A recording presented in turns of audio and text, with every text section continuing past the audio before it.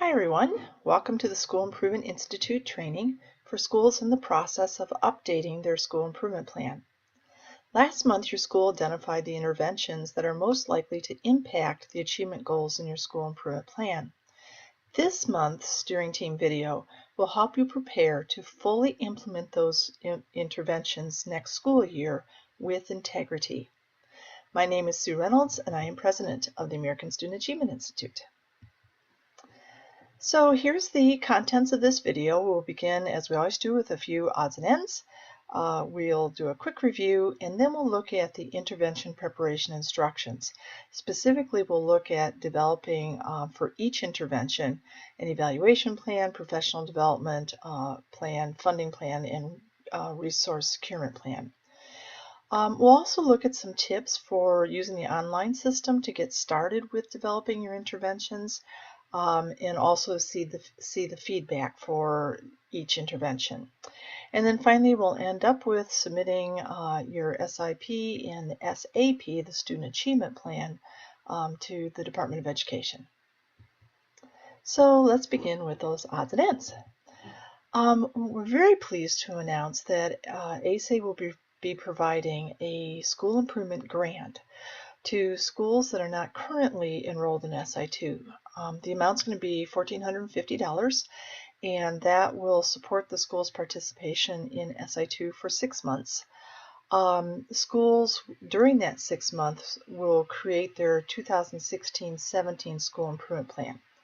So to be eligible for this grant, a school cannot currently be enrolled in SI2. They will be developing their school improvement plan for next year, just like you are doing right now. You're just finishing up your school improvement plan. They will just be beginning that work in April. The application is on our website at asainstitute.org/si2. The deadline is April 15th, and that's very firm so that we can get started right away after we know which schools will be receiving the grant. We did want to let you know that we sent a memo to principals at the beginning of this week. You would have gotten it even if you're currently in SI2 school and not eligible. We just mailed to all principals across the state. And we're really hoping that you will help us recruit new schools. We'd love it if you'd share with your superintendent that this opportunity is available at no cost because we're providing the grant to all the schools in your district. If schools aren't currently working with someone to help them develop their school improvement plans, this might be really a good opportunity. Also, if you talk about this grant with other principals in your district, that would be wonderful. Share it at professional meetings, share it with your educator friends. That would be great. At the very beginning of next week, we will be sending you an email that is suitable for you to forward on to your superintendent or your principal, and we really hope you'll help us do that and maybe say some words about how SI2 has been for your school and to help us encourage other schools to get involved too. We'll be available to answer any follow-up questions that other principals have or your superintendent has. If you wanted us to set up for example, a webinar for all the principals in your district, or whatever, we're very open to getting out the word in any way that we can that would help you encourage others to join SI2.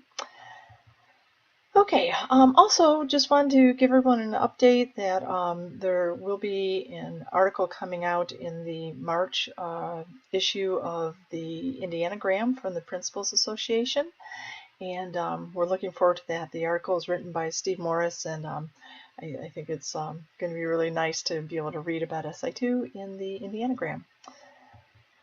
Also, we wanted to just give a quick reminder to the focus and priority schools that there's a new rubric item for interventions. We talked about this last month, but we just wanted to make sure that this was on everybody's radar. We're really wanting to coordinate your work with advice from your DOE outreach coordinator. So you probably noticed last month that in the post-discussion tasks about your interventions, In step 10 then we have asked you to confirm to us that you've reached out to your DOE outreach coordinator. And we've given you several tools to do that. One is if you click on that icon with the information I in it, that'll take you directly to the DOE website where it tells you who your outreach coordinator is. Then there's a link right there that gives you your intervention report that kind of talks about all of your interventions that would be suitable for sharing with your outreach coordinator at DOE. And then finally, on the Enter Edit button for that step, we're just asking you to confirm that you have reached out to your DOE outreach coordinator regarding your interventions. And then what was the result of your consultation? Did they give you suggestions about other interventions that they thought you should include, or ones they were suggesting that you do differently? Again, we're just wanting to coordinate our work with DOE's work. So this applies only to focus and priority schools, but we really do want you to make that outreach if you would please. Okay, also there's, for the focus and priority schools, there is a new rubric item related to all this that says that you've let us know that you've done this reach out with the DOE coordinator. Okay, our live briefing and opportunity for you to ask questions about this month's activities is next Thursday, April 7th, 2:30 p.m. So we hope to see you all there, and we'll be happy to answer any questions that you have.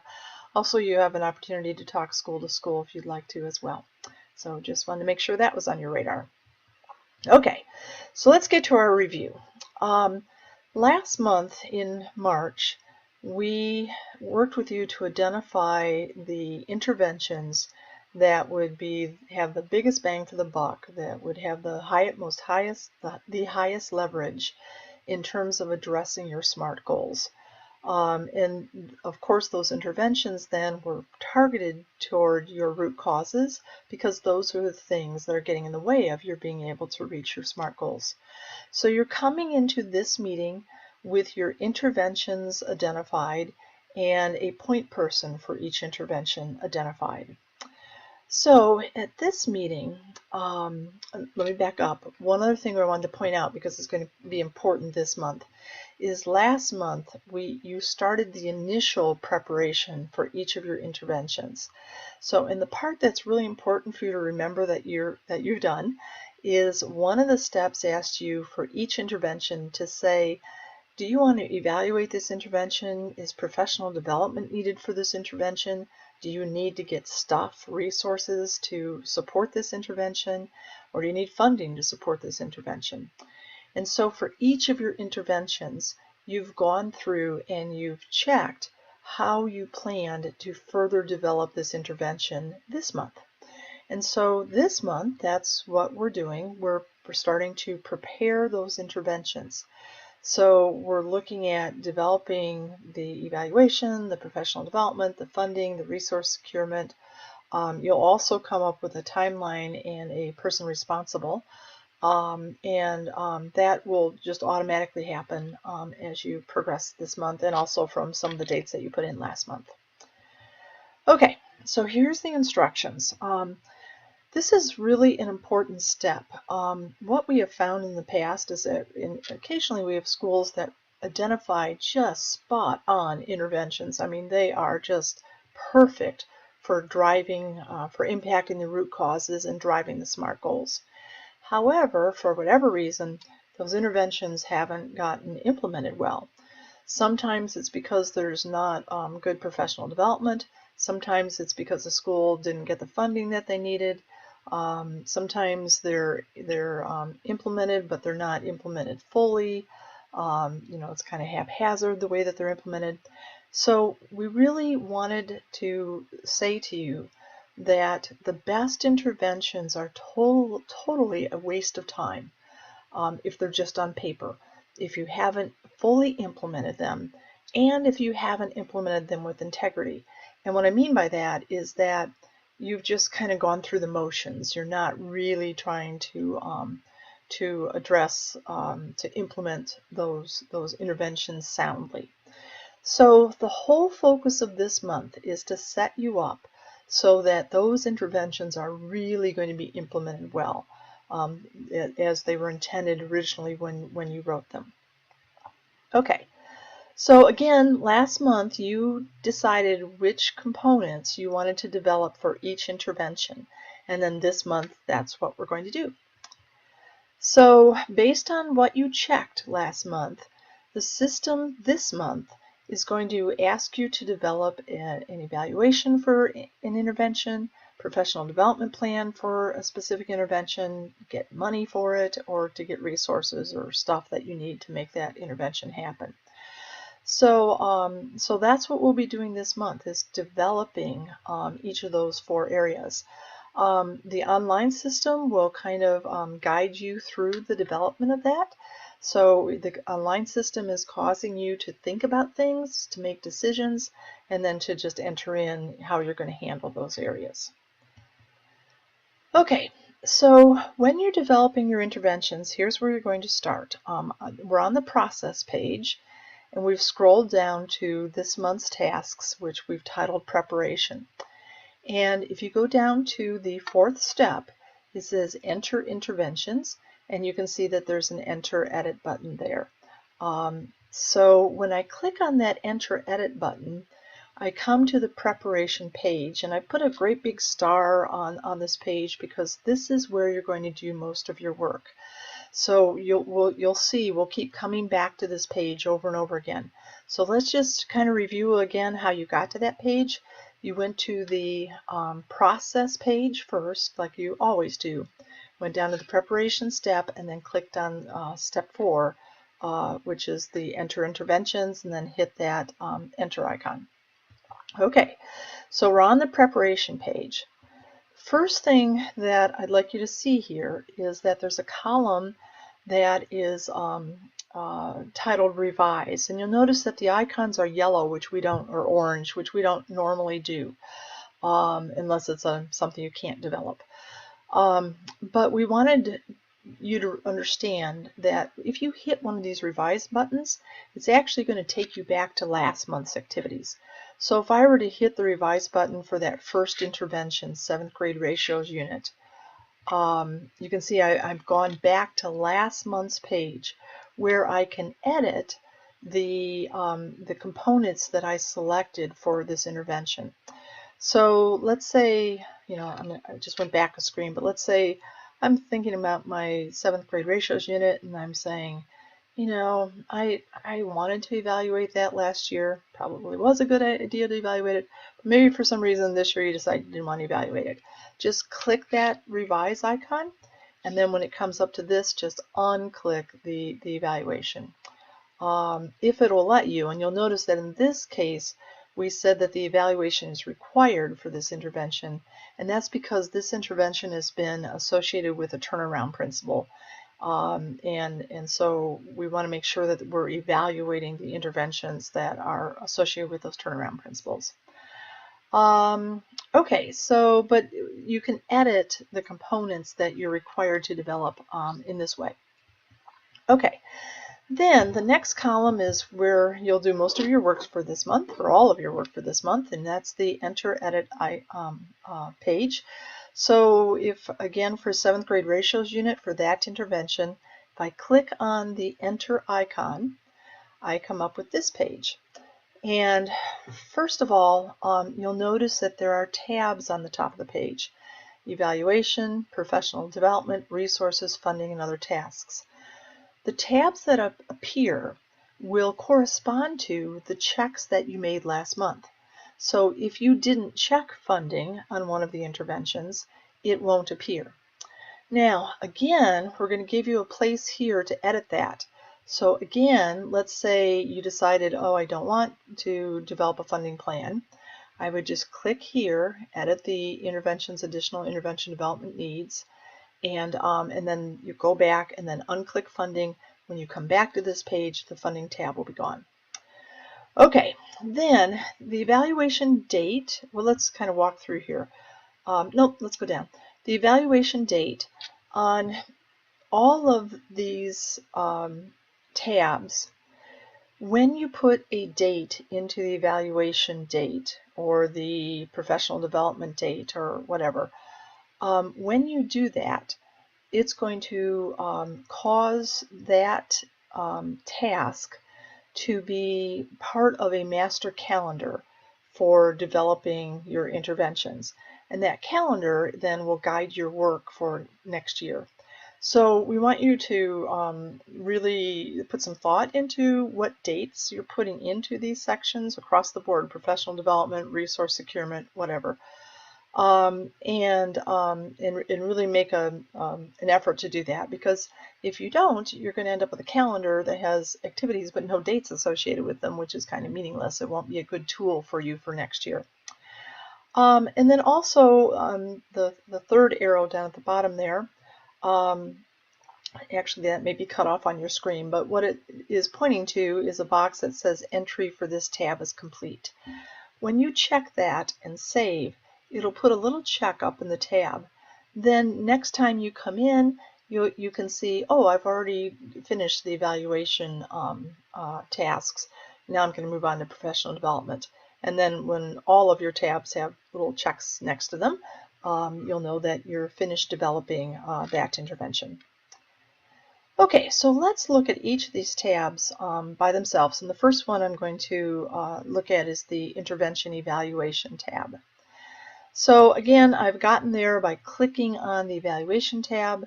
And the questions that the system's going to ask you is, which adult group is this intervention designed to impact? I've typed in 7th grade math teachers. What practice is this intervention trying to bring about in that adult group? I want the 7th grade math teachers to include ratios in the 7th grade math curriculum. What will you count? So on this you have a choice. You can either count the number of something or the percentage of something. I've chosen the percentage, and I'm going to count the percentage of 7th grade math teachers who include a ratios unit in their curriculum. My baseline data I collected in April, and it ended up, when I talked to all the teachers, none of them are doing that, so my baseline data is 0.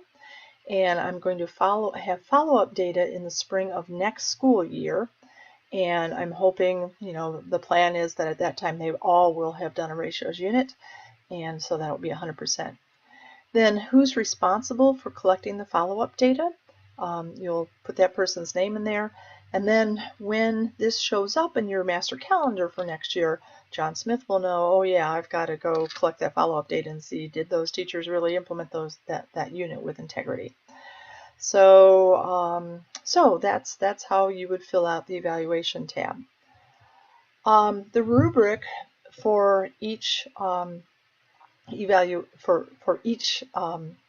intervention looks like this. If you've included evaluation for that intervention, the rubric is going to say the evaluation identifies the target adult group, what's going to be counted, baseline date and data are present, evaluation date is present, and the target data is present.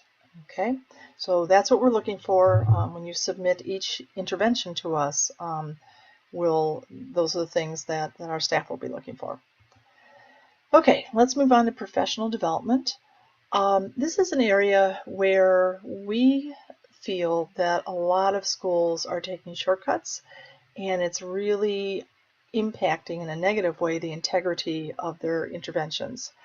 So we're going to talk a lot about professional development and how to design really good, sound professional development.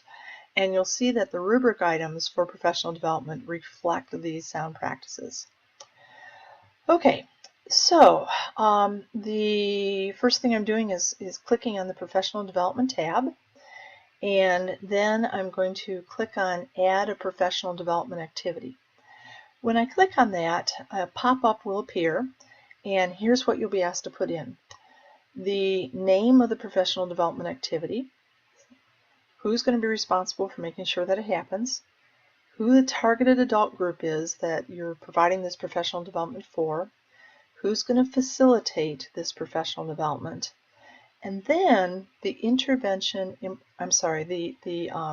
the professional development stage, and I see I've got a typo here, I'll fix that, the professional development stage.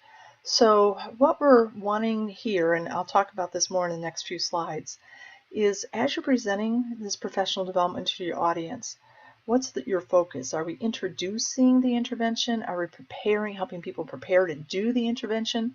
Are they trying it out for the first time? Or have they been using a lot and now we're just kind of fine-tuning? Okay, and I'll talk about that in a second.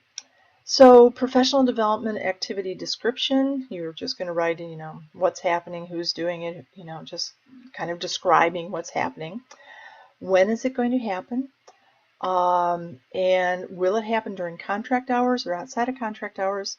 And again, we encourage you as much as possible to do your professional development during contract hours, because then you can require people to attend. If it's after contract hours, it's on a voluntary basis. So we really want it during contract hours. And then what are the anticipated results? If everything goes well, what would these adults be doing that participated in your professional development? Okay, so that's kind of how the system is guiding you through your thinking. But I do want to go back and talk more about these stages of professional development. Okay, so this chart shows those stages, and let's say we're providing professional development for oh, I'm trying to think of something off the top of my head, for differentiated instruction. So, okay, so the first thing that we want to do is to help people get interested. They have no idea what differentiated instruction is, or maybe such a kind of a vague thing. And what your audience, what people are wondering is, what the heck is this? And how is it going to impact me? And normally, in the beginning, people are thinking, is this going to take more time? I'm already busy. Is this going to involve a skill that I don't have yet? Am I going to be a failure at this? How is this going to impact me personally? So your focus of professional development at this point is just general information about the intervention, but then you're also focusing on anti-resistance. So you're predicting, what are people going to be worried about? It's going to take more time. I'm not going to have a skill. And as you're doing your professional development activities, you're telling people, this is going to be okay. It's not going to take more time, and here's why. Or this, don't worry if you don't have the skills right now, because we're going to have this wonderful professional development, and you're going to be just perfect at doing this by the time we're finished. So you're anticipating what people's fears are, and you're addressing them before they can get started. Okay, so the types of activities that work well in this stage are group presentations. We especially like one-to-one discussions. A lot of you have heard us talk about a professional development strategy called Talk to Again. In those one-to-one discussions, people can tell you what they're afraid of. And then you can say, it's going to be okay. We have this developed in a way that is not going to create more time use for you. And then another activity that's kind of nice to do, if you've got the time and the resources to do it, is school visits. Let your staff go see a school that's doing this well, and so they have a visual of how that works. Or send somebody from your school, or Skype with another school, or film in another school, come back and show the film. If people can see it, it just kind of makes it nice. Okay, so now people are interested. And now your audience, and this may be a couple weeks later, a few days later, people are interested and they're saying, okay, I get it, I'm on board, I'm not afraid anymore. How do I do this? And so at this point, our focus needs to be on providing information, knowledge, and skills about how to do it. Here's how you do differentiated instruction. Here's what it is in more depth. Here's how you do it. You're giving people a chance to rehearse it. Let's do some role playing and break into groups, and let's kind of talk about, how would you develop a lesson plan, and how would you present, and all that. You're giving people a chance to reflect back, to think about, to talk with you about, okay, oh, I get it. This is, so I kind of would do it this way. And then you're giving them feedback. Yeah, that's right. That's exactly how you would do it. Or, have you thought maybe doing it this way might work a little bit better? So you're giving them feedback. The type of activity that works well here are workshops, I love doing small learning communities here where staff is broken up into groups of 5 or 6, and they're all kind of coaching each other and trying out something together for the first time. That's really cool. And then one-to-one coaching. If you've got a couple of experts in the building, have them do one-to-one coaching with folks. Okay, so people now have a sense of how to do it. They've practiced it a little bit, and now they're moving into the next stage, which is early use. They're trying it for the first time. At this point, their question is, okay, I've tried it. Did I do okay? And they're needing feedback and someone to say, yeah, that was perfect, just the way it happened, or here's some tips or whatever. So your focus is on setting up a professional development activity where folks can be observed as they try to start doing this for the first time. And again, where we're giving them reflection, where they're able to reflect, and then we're giving them feedback. So we're maybe during principal walkthroughs or peer-to-peer observations. We're seeing people try something, and then we're reflecting and giving them feedback, and they're reflecting on how they think it went. So again, different activities, principal observations, peer observations, small learning communities, again, and one-to-one coaching. So then people have been doing this for a while and is feeling comfortable, and now they're saying, hey, I wonder if I could do this better. So how do I improve? And again, your focus is on more in-depth knowledge and skills, reflection, feedback, and lots of different activities that you could do there related to the activities above to help people improve. So those are the stages of professional development. Now, think about, how does professional development normally happen in education? Normally, educators go to a 1-hour sit and get, and we throw something at them, and then they go home and they're on their own. So we know, we understand, and hopefully you're seeing this too, that type of professional development doesn't work. This type, where there's a series of several professional development activities where we're addressing people's needs each step of the way as they're developing a new skill, that is really what schools need. When schools do this, we see interventions really get implemented well. If it's a one-time sit and get, it tends to be an intervention that's just someone's just going through they're just jumping through the hoops so they can say that they did it. So think about that. We're in our rubrics, you'll see that this is what we're looking for in terms of the professional development that you're providing. Okay, we've created, I think, quite a nice document on professional development activity planning. There's a link to it in the process page. We'd really suggest that you read this document. It gives you a lot of different ideas on how to develop sound professional development. And again, here's the rubric and please notice the first line, professional development includes a series of activities which address changing professional development stages. Series of activities is what we're looking for. Also, we want to make sure that the professional development addresses adult learning styles, that it's happening mostly during contract hours. A person who's going to be responsible for it has been identified, as well as the dates.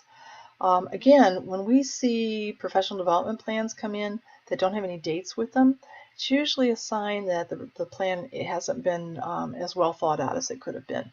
So we're really wanting you to think through this professional development section. It's really important. And if you think about it, it's really unfair, we think, to teachers to ask them to do something new in the classroom and not, enable them to do it. So we think the professional development is just key. So, okay, then so we're going to look at, let me back up. This is the rubric for each intervention that you're developing professional development for. Then we'll look at all of the interventions together, and we're asking these questions as we look at this part of your plan. So we're asking, has professional development been included for all comprehensive strategies? If you were to have a brand new strategy like differentiated instruction and there was no professional development for it, we'd be thinking, how in the world is that going to come off? So we want to make sure that you're developing professional development where it needs to be developed. Then the professional development activities collectively create a culture of collegiality and collaboration. Again, in our biggest gainers, our schools that have the biggest gains in achievement, this is what we see. There's this culture of everybody helping everybody and collaboration. So we're kind of, reading and looking at the different types of activities that you have in place, and we're seeing if we can get a sense that that's in your school. Then, if you are a Title I school that is a focused targeted school, so not a priority, not a focus, but a focused targeted. So there's two interventions that there's two rubric items that we'll be looking for, and I just want to make sure these are on your radar. The first one is that professional development has been entered for interventions related to English language learners, and that the professional development activities are based on the menu of approved professional development for focused targeted schools, limited English proficiency students. That is a document that's provided by the Indiana Department of Education, and it includes monthly activities. And again, this would apply to Title I focused targeted schools where the English language learners did not meet AMO. So if you Google the name of that document, it'll pop up on DOE's website, and you can download it and get lots of ideas. It's very comprehensive. And then the second one, and this is for Title I schools that are focus targeted where the special ed students did not meet AMO. And in that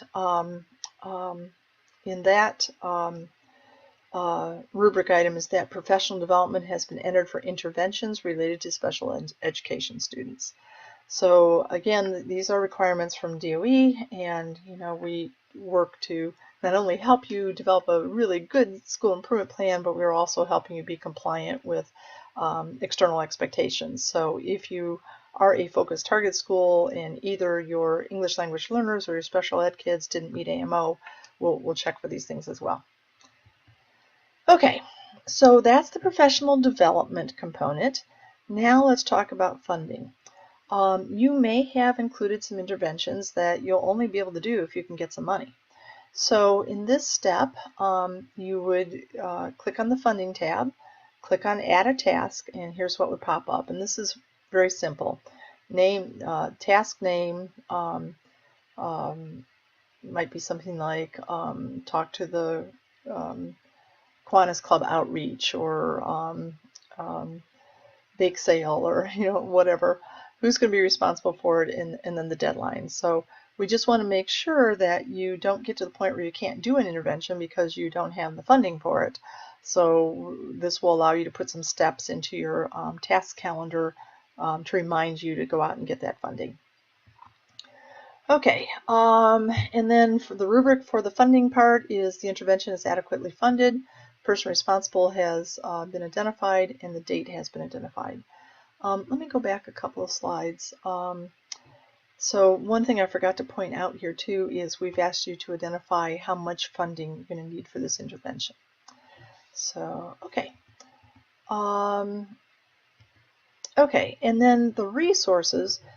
The resources may be things like lesson plans, or a schedule, or books, or whatever that you're going to have to secure in order for this intervention to be able to happen.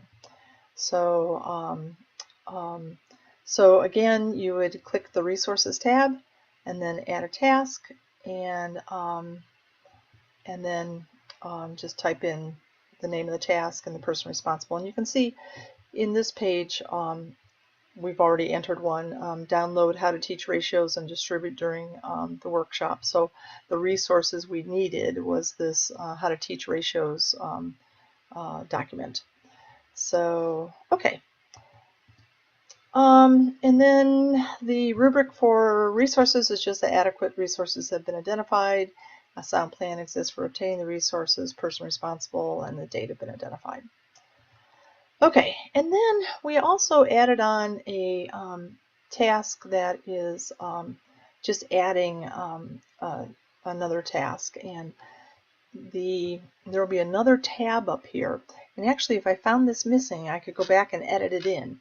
But there'll be another tab up here that says Other Tasks, and I would just come in and just enter in the task name, the person responsible, and the deadline. And actually, I see what I've done here. My apology, I cut and pasted in the funding tab instead of the other task tab, but it appears the same way. There's just another tab up here that says Other Tasks. Okay, so those are the 4 areas. Those are our tips on how to develop them. Remember how important this is, that an intervention that's not implemented well, it's not well thought through before you begin it, is probably going to be a waste of time because it won't be implemented with integrity. So here are some other tips as we go. If there is a repeating task in any of these, what you'll need to do is to make a decision about whether or not you want to put in that task into the system for once for the entire year, once for each month, once for each week, once for each day. Like if you were, I don't know, if one of your interventions was to collect attendance daily, would you want to put that in as a separate task for every single day of the year individually? You'd have to put it in 180, 190 times. Or do you want to just put it in once and say record daily attendance for the school year? Or do you want to put it in 12 or 9 times so that so it appears on each month's calendar? So it says record daily attendance for the month. Or do you want to put it in for the week? So what you want to ask yourself is, how often do I want the task to appear in the preparation task list? If you put it in once for the year, it's probably going to get forgotten. If you put it in once a month, then everybody's getting a monthly reminder, oh yes, we need to keep doing this. If you put it in once a week, same thing. I discourage you from putting in just once for the year, but that's an option. Okay. So in the way that, let's say you're going to put it in for each month, you would just enter that task and then put, September 1st for the first one, October 1st, enter it in again, put it October 1st, enter it in again, put it November 1st. Okay. Then the other thing is that we know that there are going to be times when the date is unknown. So what we really would like to encourage you to do is to at least determine the month. And then if you don't know the date, you can write in October 0, 2016, and that will cause the computer to place that task at the beginning of the month. So at least it'll get the task in the right month, maybe not the right day because we don't know the day yet, but at least it's in the right month. Again, we know that when this calendar is thought out ahead of time, the implementation of the interventions is a whole lot better. So we're adding a new rubric item for this task list that almost all tasks are associated with the date. So, okay. Okay, and again, why prepare interventions? In this way, it increases your odds that the intervention is fully implemented with integrity. Do we need to prepare all of our interventions? No. And again, during the intervention step last month, you identified which components you wanted to develop. The system's only going to ask you to prepare those components. And for some, if you might have said, this is such an easy intervention, I don't need any of these components, and you won't be asked to develop anything for that intervention. Can we change our mind? Yes, simply edit the initial preparation for the intervention. We talked about that a couple times already. Okay, so I've gone back to the preparation page, and just wanted to point out that there's a whole lot of reports available in this section. We're kind of coming down to the end of your school improvement plan. Here's reports you can get out. You can get out a preparation report for each individual intervention. So if I am in charge of 7th grade ratios unit, here's a report about my intervention. Here's the evaluation stuff that we've said we're going to do, the professional development. It's all there for that individual intervention. So on the professional development, this report, I really like this report. It lists the intervention, then it lists all of the professional development titles that you've put in, and then it shows what stage of professional development they were designed for. So you can see that in this school, for 7th grade ratios unit, they started out with an introduction activity, they went to preparation, they did early use. My guess is that by the end of the school year, they didn't think they were going to get to routine use, so they just stopped there. And then math club, teacher workshop, introduction. So this is what our staff will look at to kind of see, is there a sequence of activities here? The preparation task list is just a calendar that kind of just puts all of your tasks, combines all of them for all the different components into a chronological calendar. Tells you who's responsible for them. Also tells you what prep area is this professional development or resource securement or funding, evaluation, and then which intervention it aligns with. So these will be all mixed up because it's in chronological order. So that becomes your guide for next year. Okay, and then on that list is that new rubric item, all tasks have been associated, almost all tasks have been associated with a date. Okay, then the last column there is the submit buttons. And the only thing I wanted to point out here is that you will submit each intervention one at a time. So we're not submitting all the preparation all together. If you have, 13, 20, whatever interventions listed, you'll develop one at a time and then submit each one at a time. And again, too, in terms of delegating tasks, it may be if Jane Doe is responsible for the 7th grade racial unit, maybe Jane Doe goes in and develops this one. And if another person is responsible for attendance mentors, then that person responsible for that intervention goes in and develops this one. So it doesn't have to fall all to one person. Each chair, I don't like that word, but each person who's the point person for that intervention can develop their own plan. So, okay. So a couple of online tips, kind of winding down a little bit.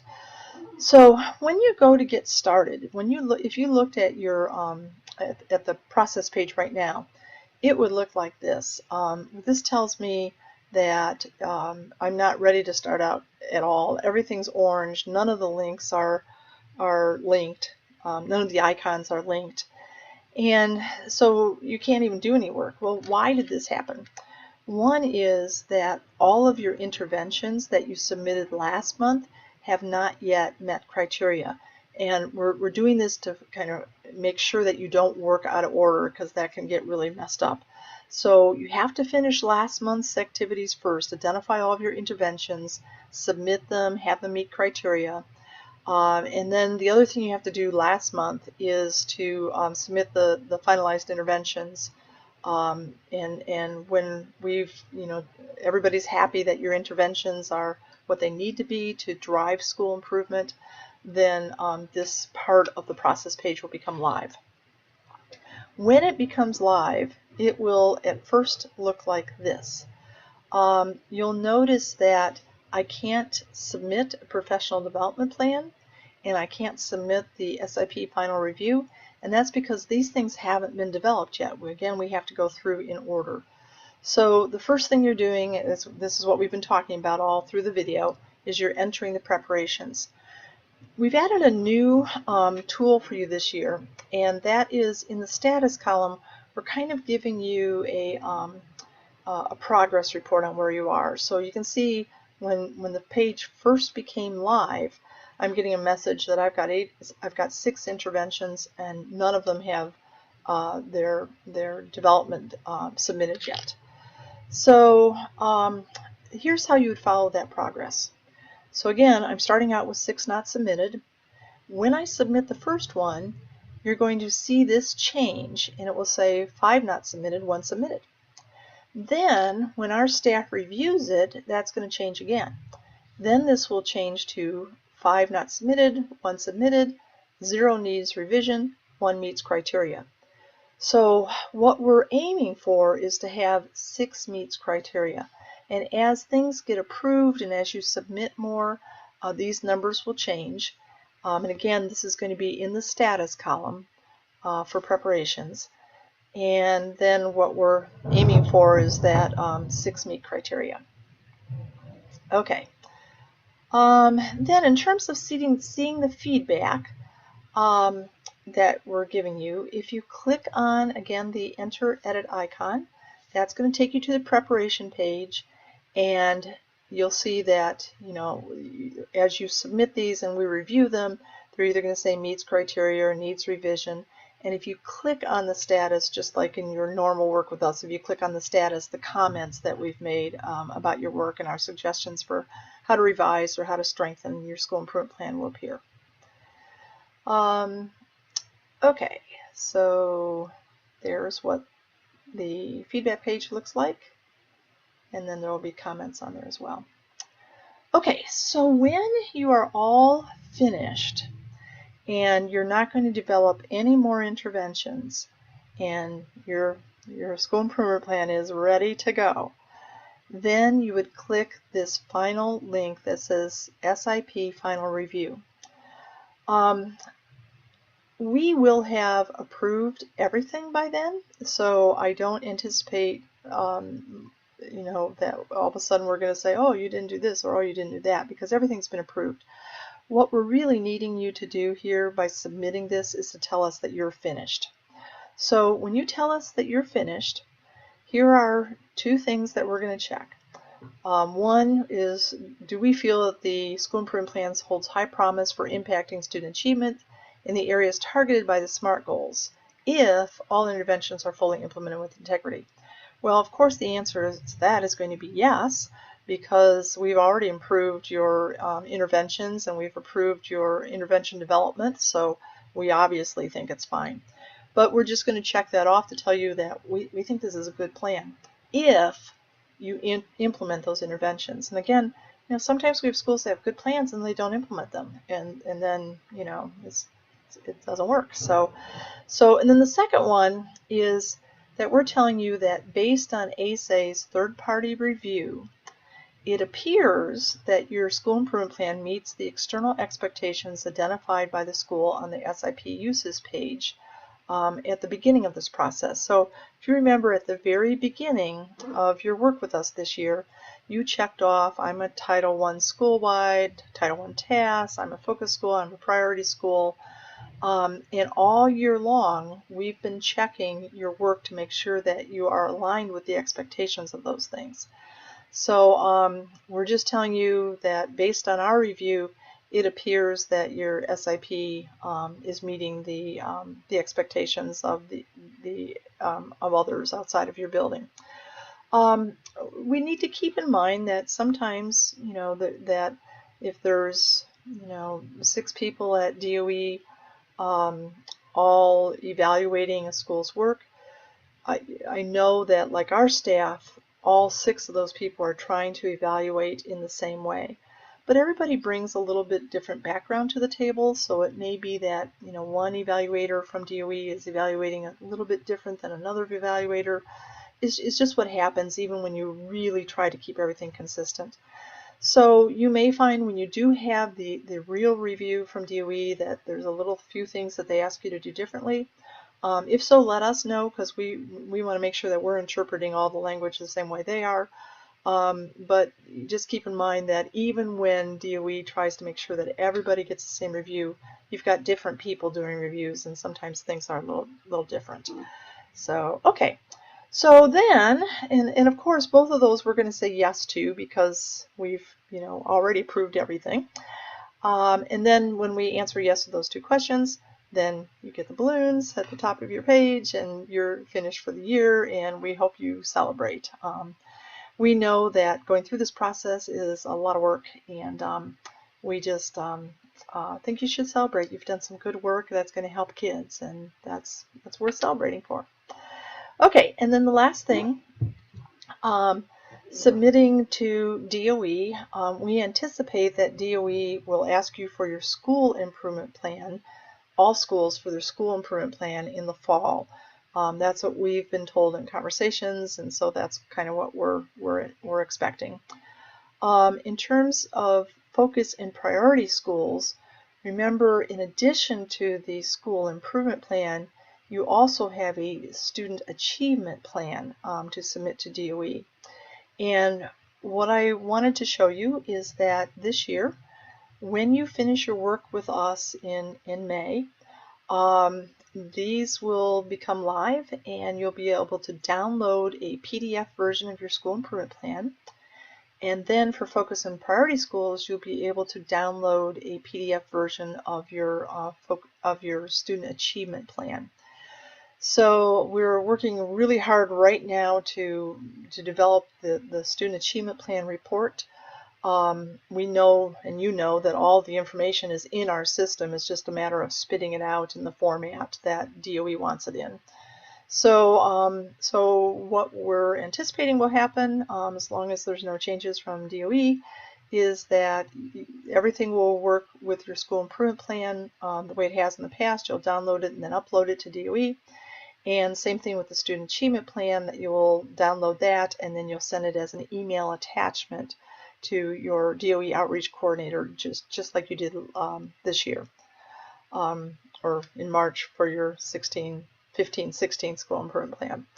So yeah, so we're not anticipating any changes at DOE. We're not hearing anything that would make us think that schools will not continue to have choice in terms of what school improvement template they use or what school improvement planning technical assistance provider they use. So yeah, so I think we're all in good shape there, and I'm eager, especially for those focus and priority schools. I'm so eager for you to just have to click a button and that report pops out and then you just upload it. So okay, so I think that's it. Don't forget that Tina is here to answer your questions. Remember, you are her I would think of her as a part of your school improvement team, and you are her, her responsibility in our staff is to help you. So she will continue to be looking at your plans and reviewing them this year, and giving you feedback. I've heard really good things from from schools about the quality of her feedback. And again, a reminder to you that Tina was principal of the school that that had the all-time greatest gains in improvement for the most consecutive years with us. So you really got a great person that can help you think. One other thing with Tina, don't forget, you can schedule a consultation meeting with her. We can set that up via a webinar between your staff and Tina, or your school improvement or your steering team and Tina, or just your principal and Tina, or whoever's doing your school improvement planning.